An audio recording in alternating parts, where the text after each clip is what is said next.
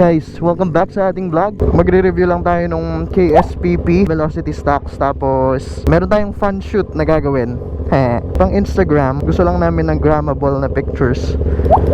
Oh no! Gaano pa kalayo yung reserve nito?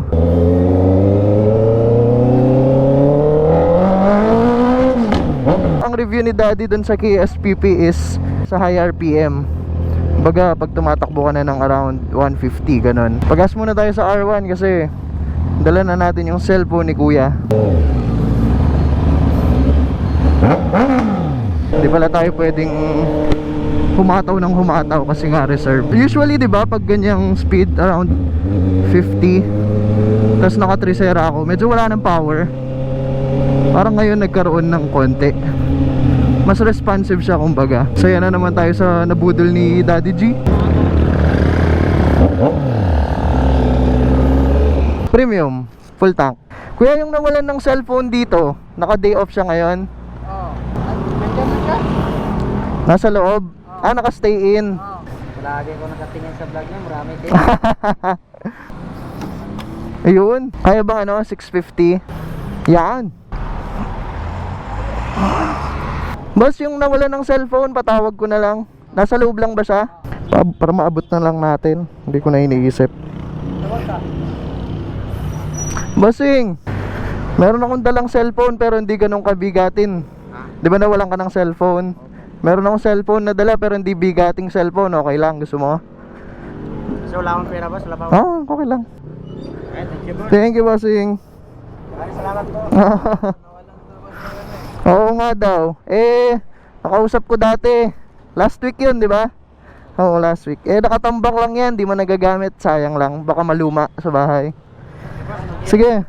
Thank you, bossing. Manguna na ako, ha.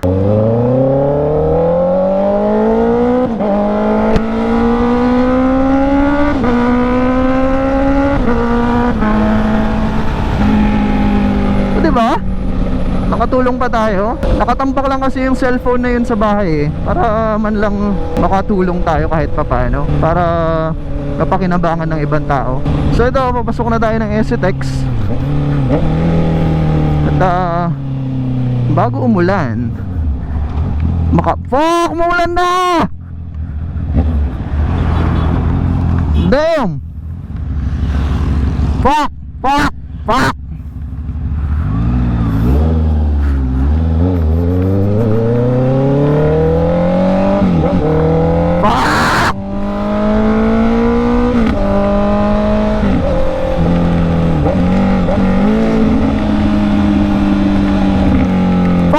Mukhang mapapauwi tayo. Fun shoot pa kayo, ha. Ayan, loko, umulan. Ay nako.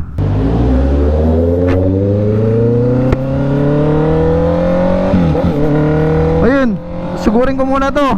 Balikan ko kayo after. Wala nang ulan.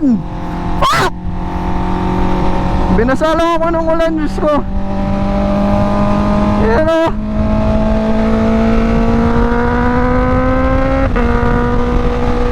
Ay, nako. Diyos kong ulan naman yan. Pwede namang ngayon na lang umulan dun sa bandang part na yun, di ba? Ba't nga, yeah! Sayang yung linis ng motor. Biglang may araw. Ay naku.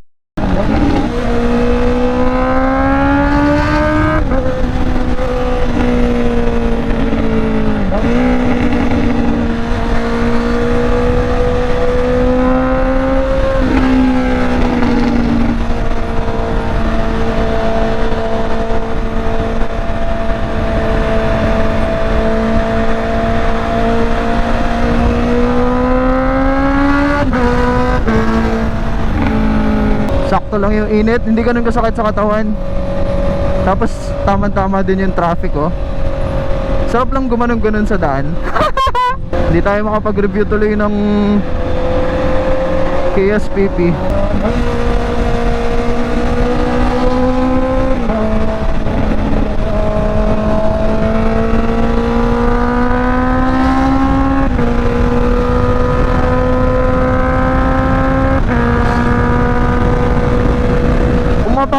nyo pala, iba yung gamit kong bar end ngayon. Kinuha ko lang yan galing sa isang Suzuki na bike. Ang problema, since hindi nga siya OEM na Honda, meron pa rin siyang vibration kumpara mo dun sa luma ko na stock. Medyo nakakangalay nga lang. Hindi siya masakit eh, pero nakakangalay siya sa kamay pag nag-vibrate ka na ng high speed. Whew! Nakapag-exit na rin tayo. Mi-meet up lang natin sila dito, yung kasama ko mag-fun shoot dito sa Petron. Hindi usual. Yan naman palagi yung usual na kitaan eh. Lumuluwag to. In-adjust ko kasi yung clutch cable ko kanina para mas kaya na siya ng 2 fingers lang. Ayan, ayun na yung kasama natin isa. Nandun na sila. Pwede kaya natin ipasok yung atin? Pwede naman siguro, no? Ang masabi ko lang sa KSPP pala, habang dito tayo sa traffic, mas naging responsive nga siya. Although hindi ko pa siya masyadong na-try talaga kasi nahirapan ako sa handlebar ko dahil masyado siyang ma-vibrate. Nawala kasi yung stock ko eh, yung last time na nag-ride kami.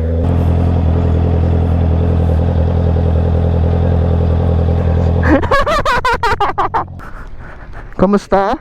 Ano? Papalipatin ko na. Totoo? Doon yung mga motor. Ay, wow. Yakupen. Alina. Kaya ba ka ba? Wow. Morning, sir. Bawal palang magparada dito ang motor. Ano masabi niyo sa FD niya? Rolling tayo sa Linis, no?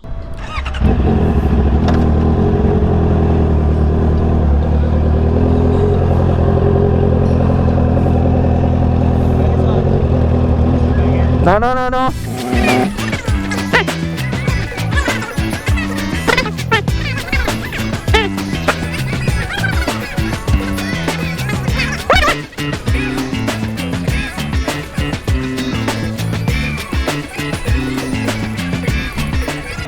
Muna kayo lagi.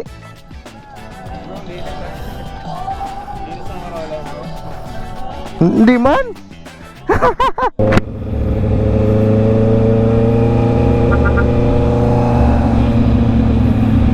Matrabaho pala yung ganitong fun shoot.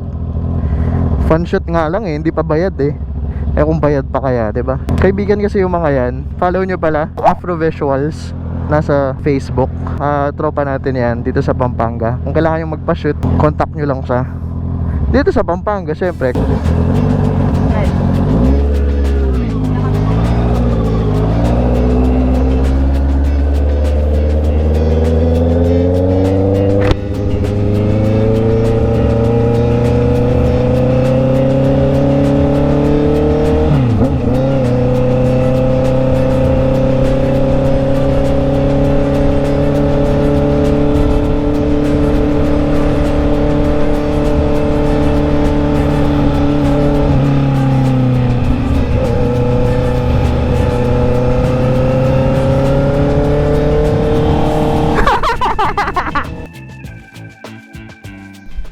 Behind the scenes muna tayo.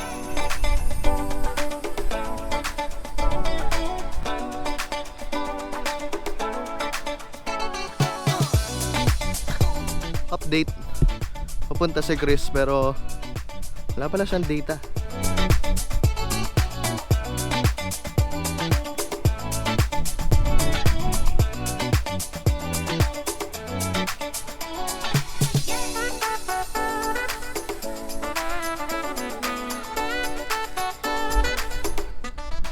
Tawagan natin si Chris.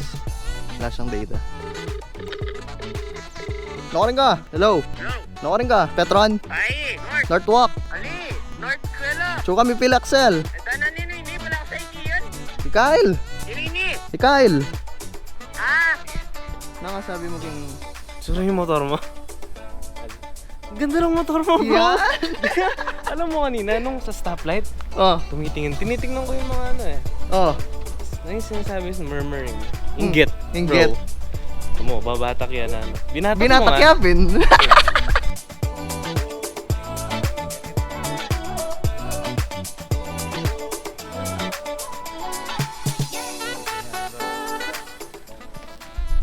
Ay, goods na mga pictures namin. Ganda pala ng motor. Ngayon ko lang siya na-appreciate talaga. Sobrang goods. Pakita ko sa dulo ng video, syempre. Kalimutan ko isusi ko. Pagod na ako. Takbo pa kasi. Saan na kaya sila, Chris?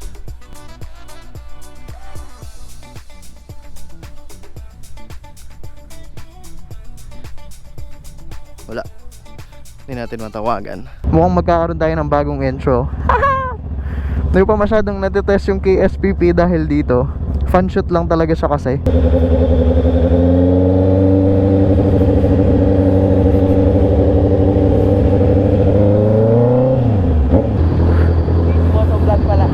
Hello. Pulay la 60. Either muna ako or basta may papantay ng sakyan. Sa Kenny ni Kenny ka o kaya Kenny? Baka una tama. O kaya makatalwi ko. Alika kami shipping, banta ating katang solo. Ipasama natin si Chris.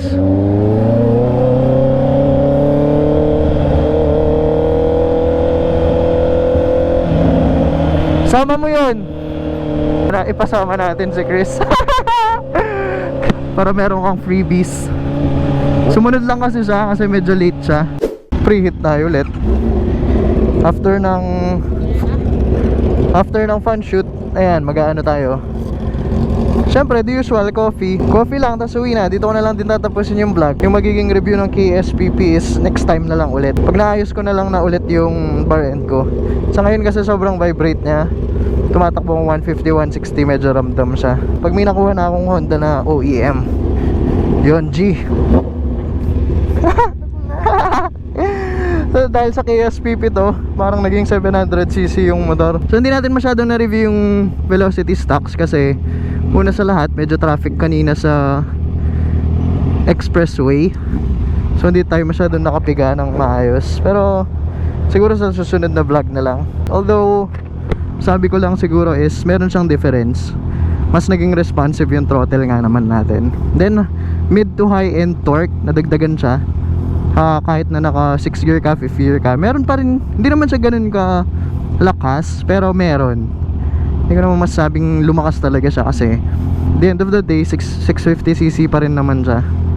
Pero yun nga, parang naging siyang 700cc dahil dun sa add-ons na yun.